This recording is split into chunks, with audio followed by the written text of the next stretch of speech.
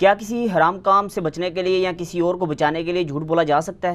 اور اس کے ساتھ یہ بھی بتا دیں کہ کن کن مواقع پر ہمارا دین اسلام جھوٹ بولنے کی اجازت دیتا ہے؟ یہ بہت اہم ایشو ہے، یہ اکثر لوگ پوچھتے بھی رہتے ہیں جھوٹ کے حوالے سے، خصوصاً وہ خاوند جو گھر لیٹ آتے ہیں وہ پوچھتے ہیں کیا بیوی سے جھوٹ بولا جا سکتا ہے؟ تو پہلی بات تو یہ ہے کہ جھوٹ بہت کرٹیکل ایشو ہے۔ قرآن حکیم میں سورہ آل عمران میں اللہ تعالیٰ نے جھوٹ بولنے والے پر لعنت فرمائی ہے، لعنت اللہ علی الکاذبین، جھوٹوں پر اللہ کی لعنت۔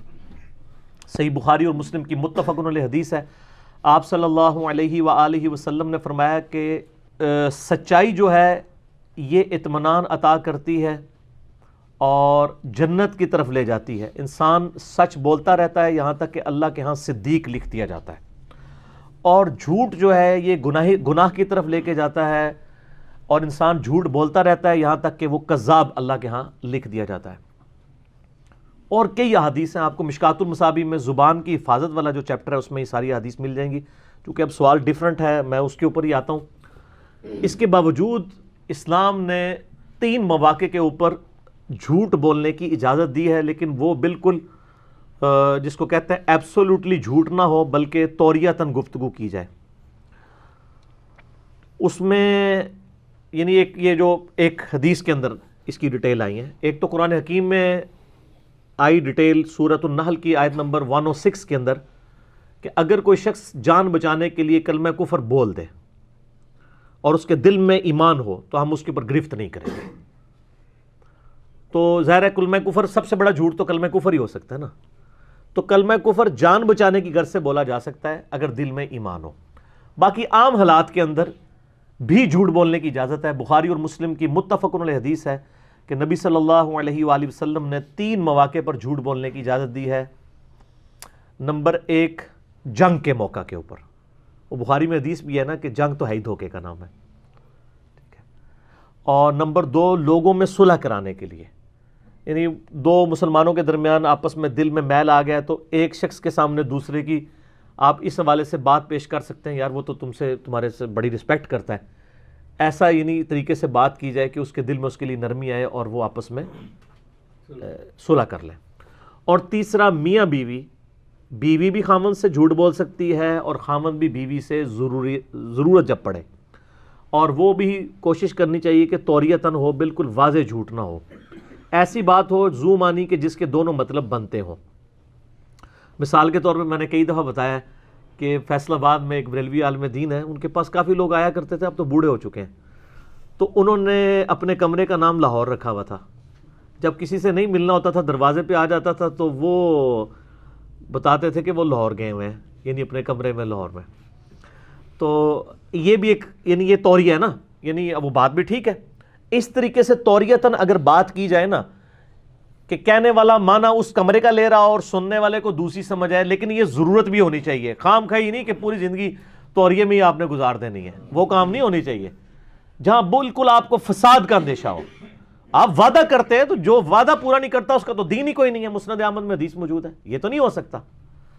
پھر تقیہ آپ کر سکتے ہیں، میرا تقیہ کے اوپر بھی کلپ ہے، سورہ آل عمران میں موجود ہے، کافروں کے شر سے بچنے کے لیے اگر کوئی تقیہ کر لیتا ہے، یعنی ڈر کی وجہ سے الفاظ کو ایسے بول دیتا ہے تو جائز ہے۔ اور اس میں وہ بڑی مشہور حدیث ہے کذب ثلاثہ والی، جس کے اوپر مولانا مودودی رحمہ اللہ نے گرفت کی ہے۔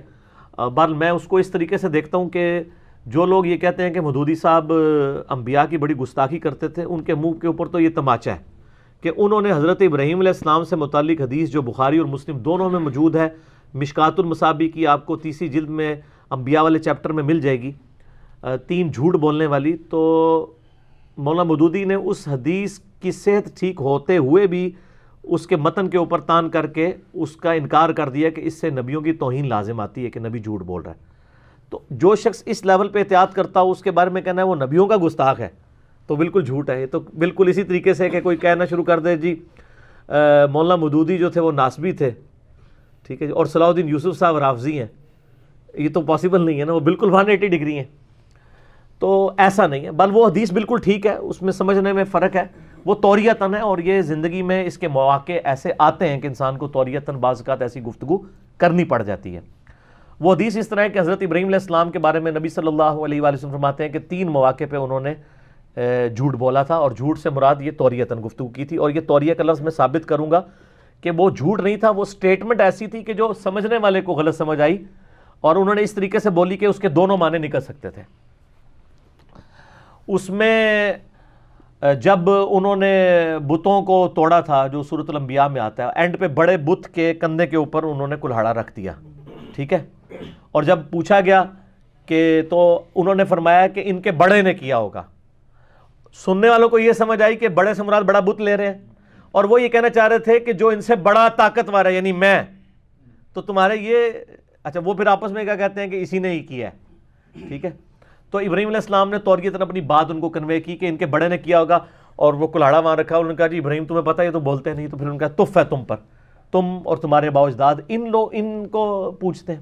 اسی طریقے سے جب وہ ایک کفریہ میلہ لگ رہا تھا تو ان کو آ کے کسی نے کہا آپ اس میلے میں شامل ہوں، تو انہوں نے پیچھے سے یہ کام کرنا تھا بتوں کے ساتھ، تو انہوں نے کہا کہ میں تو بیمار ہوں، ٹھیک ہے، اور بیمار سے توریتاً بیماری ذہنی ٹینشن بھی بیماری ہوتی ہے، ان کو ٹینشن تو تھی کہ پوری میری قوم جو ہے وہ شرک کے اندر پڑی ہوئی ہے، تو ذہنی طور پہ انہوں نے اس کا توریہ کیا، اور یہ دو توریہ تو قرآن کے اندر بھی ہے، اور تیسرا جو ہے وہ اسی حدیث کے اندر ہے کہ جب ان کی بیوی سارہ کو بادشاہ کے دربار میں بتایا گیا کہ حضرت ابراہیم کی بیوی بڑی خوبصورت ہے، تو اس نے کوشش کی کہ حضرت ابراہیم علیہ السلام کو قتل کروا کے تو اس سے شادی کرے، تو ابراہیم علیہ السلام کو جب بلایا گیا تو ابراہیم علیہ السلام نے حضرت سارہ کے بارے میں کہا کہ وہ میری بہن ہے، اگر وہ بیوی کہتے تو وہ اس کو قتل کروا دیتے۔ ابراہیم علیہ السلام واپس آئے، اس میں بخاری مسلم میں الفاظ ہیں، ابراہیم علیہ السلام نے کہا کہ سارہ میں نے اس بادشاہ سے یہ کہا ہے کہ تم میری بہن ہو، اور یہ میں نے اس لیے کہا کہ اس وقت میرے اور تمہارے علاوہ روئے ارض پہ کوئی مسلمان نہیں، تم اسلام کے رشتے میں میری بہن ہو،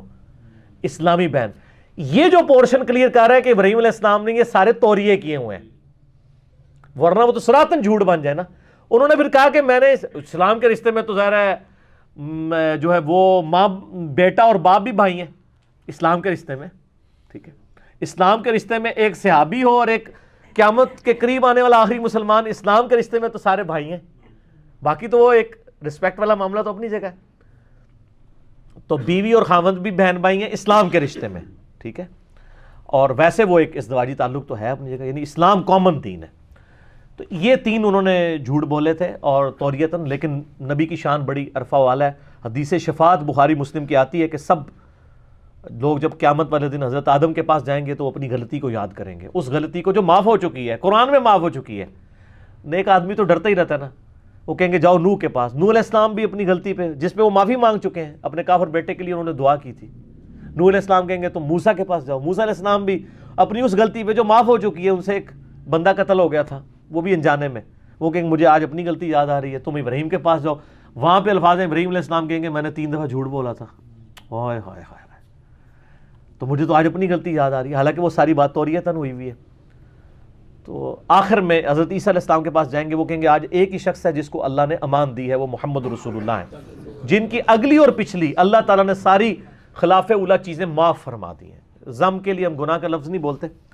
تو پھر نبی علیہ السلام فرماتے ہیں میں اللہ کے حضور سجدہ کروں گا، جب تک اللہ تعالیٰ چاہے گا میں سجدے میں رہوں گا، پھر مجھے حکم ہوگا سر اٹھاؤ، مجھے اللہ تعالیٰ اپنے حمد کے کچھ کلمات سکھائے گا جو میں آج نہیں جانتا، وہ اسی وقت اللہ سکھائے گا۔ اس حمد جب میں اللہ کی وہ کروں گا، پھر اللہ تعالیٰ مجھے شفاعت کا اذن دے گا، میرے لیے تعداد مقرر کرے گا اور آن ورڈ۔ یہ مسئلہ 88B میں حدیث شفاعت میں نے مکمل ڈسکس کی ہے۔ بہرحال وہ جو 3 جھوٹ والی حدیث ہے اس میں پھر حضرت سارہ کو اس بادشاہ کے دربار میں پیش کیا جاتا ہے، وہ ان کی طرف ہاتھ بڑھانے لگتا ہے تو وہ اس کا ہاتھ ہی شال ہو جاتا ہے، پھر وہ ان سے کہتے دعا کرو میرا ہاتھ ٹھیک ہو جائے، دوسری بار وہ ٹھیک ہوتا ہے، پھر وہ ہاتھ بڑھاتا ہے، 3 بار ایسے ہوتا ہے، پھر اس کو پتہ چل جاتا ہے کہ اس عورت کو ہم نہیں کچھ کر سکتے، ٹھیک ہے۔ اور ابراہیم علیہ السلام گھر میں نماز میں مشغول ہو جاتے ہیں، اللہ سے مانگنا شروع کر دیتے ہیں۔ وہ پھر بادشاہ اتنا امپریس ہوتا ہے کہ وہ ان کو پھر ایک لونڈی گفٹ کرتا ہے، ہاجر۔ یہ ہاجرہ لفظ غلط ہے، یہ لفظ ہے ہاجر، ہا اور الف اور جیم کے اوپر زبر ہے، ہاجر۔ انگلش میں ہائیگر کہتے ہیں۔ آپ اگر وہ اولڈ ٹیسٹمنٹ نکالیں نا، پہلا چیپٹر پیدائش، اس میں آپ کو ملے گا۔ وہ لونڈی جو ہے وہ پھر اس کو آزاد کر کے وہ حضرت ابراہیم علیہ السلام کو گفٹ کرتی ہیں، پھر وہ بھی حضرت ابراہیم کی بیوی بنتی ہیں، ان سے حضرت اسماعیل، اور پھر بعد میں اللہ تعالیٰ حضرت سارہ کو بھی اسحاق علیہ السلام دے دیتے ہیں۔ اس طریقے سے یعنی وہ ان کا سلسلہ چلتا ہے بنی اسرائیل کا۔ تو یعنی یہ اس سے آپ کو جھوٹ والا معاملہ پتہ چل گیا کہ کس موقع کے اوپر جھوٹ بولا جا سکتا ہے، جنگ کے اندر دو مسلمانوں کی صلح کروانے کے لیے، اور میاں بیوی، خاوند بھی اپنی بیوی کے ساتھ اور بیوی بھی اپنے خاوند کے ساتھ ضرورت کے موقع کے اوپر، بعض کا بڑے وہمی قسم کے خاوند بھی ہوتے ہیں، چھوٹی چھوٹی بات کے اوپر نا ہنگامہ کھڑا کر دیتے ہیں. مثال کے طور پہ کوئی شیشے کا وہ نیا لے کے آیا، کوئی ڈنر سیٹ اور ایک پلیٹ ٹوٹ گئی ہے، ٹھیک ہے، اور خاوند کوئی آگے سے جو ہے وہ بڑا جس کی عورتوں والی نیچر ہے، اب وہ بیوی کو پتہ ہے کہ یار اس نے آگے دیتے پیٹ سے آپ آ چڑھنا ہے، ٹھیک ہے نا، تو وہ اس موقع کے اوپر جو ہے نا وہ کہہ سکتی ہے کہ جی وہ بچے سے ٹوٹ گئی ہے، ٹھیک ہو گیا. اور بچے کا بھی توریہ ہو سکتا ہے. ہمارے سب کانٹیننٹ کے معاشرے میں بچہ بیوی کے لیے بھی لفظ استعمال ہوتا ہے، بچے چھاڑ آیا میں، بیوی کو بھی چھوڑنے جا رہے ہو نا تو اس کا توریہ کر سکتی ہے. اور اگر بچے نہ ہوں تو وہ یہ کہہ سکتی ہے کہ وہ بلی لنگی سی، اور بلی سے وہ اپنے آپ کو مراد لے لے، ٹھیک ہے، وہ کر سکتی ہے. تو کوئی بھی، لیکن وہ لفظ توریہ ہونا چاہیے. اچھا، علماء عام حالت میں بھی یہ بہت توریہ کرتے ہیں. آپ حیران ہوں گے، وہ ایسی سی باتوں کے توریہ کرتے ہیں، وہ 40 کے اوپر رہے ہوتے ہیں. میاں بیوی کا ریلیشن اس طرح زیادہ دیر چل نہیں سکتا. کوئی ایسی چیزیں ہوں جو بہت کرٹیکل ہیں، وہ ہائی لائٹ کر دینا ضروری ہیں. باقی چھوٹے موٹے جھگڑوں سے بچنے کے لیے آپ اس طرح کی بات کر سکتے ہیں جس کی وجہ سے فتنہ کھڑا نہ ہو. تو وہ نبی علیہ السلام نے شکر ہے جی اجازت دی ہوئی ہے ان واقعے کے اوپر جھوٹ بولنے کی. اور لیکن عام طور پہ جھوٹ بولنا جو ہے وہ گناہ کبیرہ ہے. لیکن امت داڑھی مڈانے کو بڑا گناہ سمجھتی ہے اور جھوٹ کو چھوٹا. حالانکہ داڑھی مڈانا بہت بڑا گناہ ہے، لیکن جھوٹ بولنے کے مقابلے پہ بہت چھوٹا گناہ ہے. اس کے اوپر بات نہیں ہو رہی ہوتی. ممبروں پہ خطیب چڑھ کے جھوٹی حدیثیں بیان کر رہے ہوتے ہیں.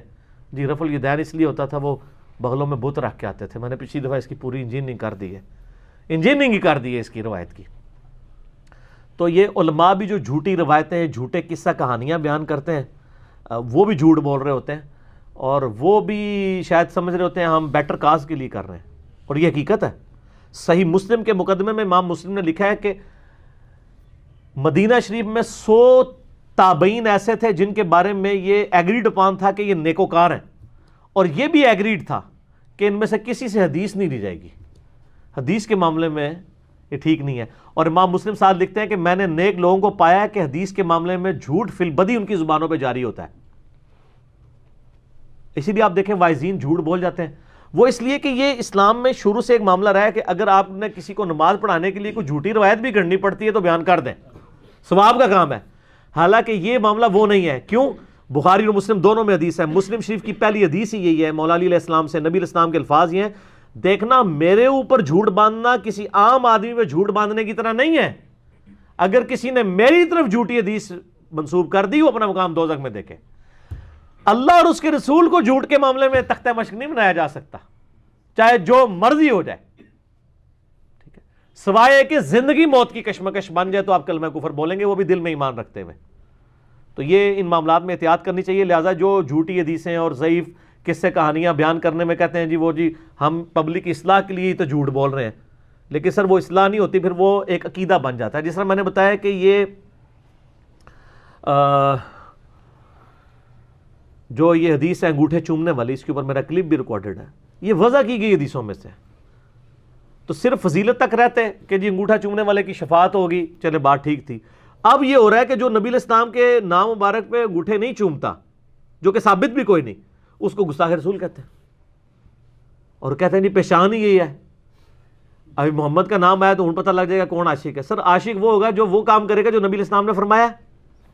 جو جامع ترمذی میں مولا علی علیہ السلام سے حدیث ہے کہ نبی علیہ السلام نے فرمایا تھا، وہ کنجوس ہے وہ شخص جس کے سامنے میرا ذکر ہو اور مجھ پر درود شریف نہ پڑھے. اللہم صلی علی محمد وعلی آل محمد. ٹھیک ہوگا. اور جامعہ ترمذی میں ایک حدیث ہے بڑی طویل ہے، حاکم میں اس کی صحیح سند ہے کہ نبی علیہ السلام ایک دفعہ ممبر پہ کی پہلی سیڑھی پہ چڑھے، فرمایا آمین، پھر دوسری پہ چڑھے، پھر فرمایا آمین، پھر تیسری پہ چڑھے، فرمایا آمین. تو صحابہ نے پوچھا یہ کیا ہے؟ تو آپ نے فرمایا کہ میرے پاس جبرائیل علیہ السلام آئے تھے، پہلی سیڑھی پہ قدم رکھا تو انہوں نے کہا کہ برباد ہو جائے وہ شخص جس کے سامنے آپ کا ذکر ہو وہ درود شریف نہ پڑھے. اللہم صلی علی محمد وعلی آل محمد. میں نے کہا آمین.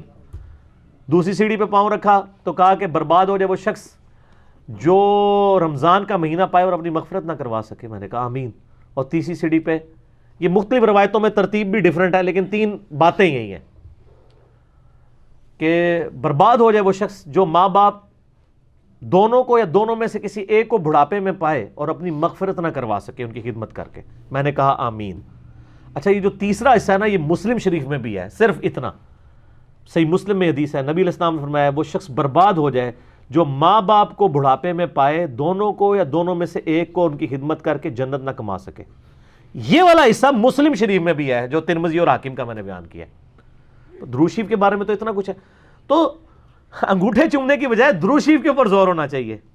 ٹھیک ہے، یعنی ایک غریب تو بدتمیز، ایک چیز ہی کمزور تھی اور آپ نے اس کے اوپر اتنا ایمفسائز کیا ہے، پھر لوگوں کی نشانی بنا لیا ہے. ٹھیک ہے، یہ بڑا ظلم ہے.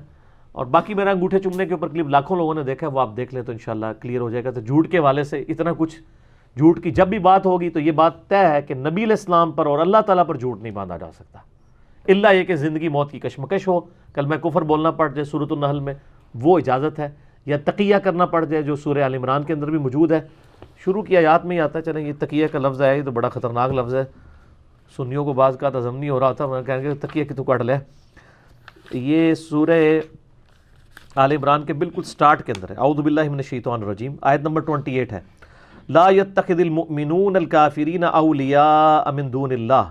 مومنین کے لیے جائز نہیں کہ وہ کافروں کو دوست بنا لیں مومنین کو چھوڑ کر. ومن یفعل ذلک، اور جو کوئی ایسا کرے فلیس من اللہ فی شیء، تو وہ اللہ کے یہاں پر اس کا کوئی ذمہ نہیں ہے. الا ان تتقوا منہم تقاہ، ہاں اگر تمہیں ڈر کی وجہ سے تقیہ کرنا پڑ جائے پھر الگ بات ہے کہ تم کافروں سے، جو انہی چیزوں کا سہارا لے کے ہمارے حکمران بھی کہتے ہیں نا جی وہ بس امریکہ کے ساتھ ہم دوستی تقیتاً کر رہے ہیں، اور حقیقت بھی یہی ہے.